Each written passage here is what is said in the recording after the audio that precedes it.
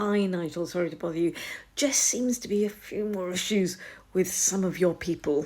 I thought you'd want to know because you're not actually in the country, so I'm letting you know via this app. Do you think you need to tell them to calm down about the flags?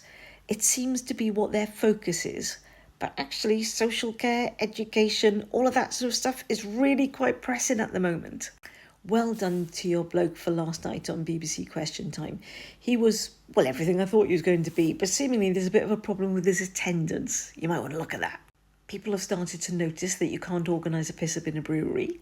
Oh, and speaking of breweries, the one that you booked for your summer party, they've cancelled. Seemingly they didn't want to be associated with you. And I know I've said this before, but since Zia left and came back, I don't think he's okay.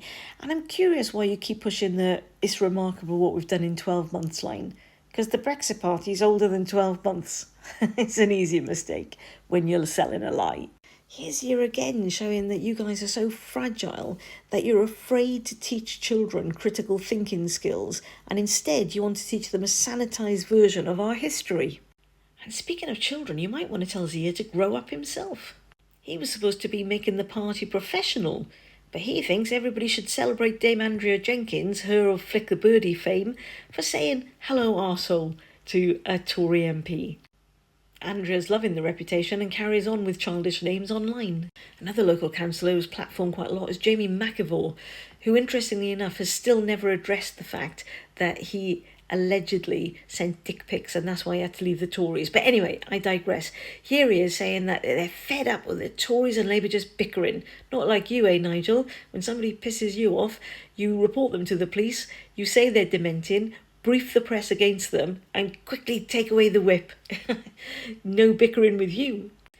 Awkward posts from Zia though, these. He's done quite a few posts today about how, people aren't working. Maybe he doesn't realise that the people he's addressing are actually your supporters. They seem to love reform, even though your policies don't work. And people are even fighting back against the flags. They're all just so hapless though, Nigel, because he didn't vet them. Like this guy showing off about the JCB sort of that pothole filler. It wasn't even a reform decision. It was Labour got it a couple of years earlier. Or your councillor up in Wolverhampton that's having a pop at another councillor because they can't turn up for the meetings because they're in the middle of a cancer treatment. I mean, I know you don't agree with working from home, Nigel, but surely you need to have a little chat with this councillor. Anyway, I won't keep you. You've probably got flags to sort out, as you were.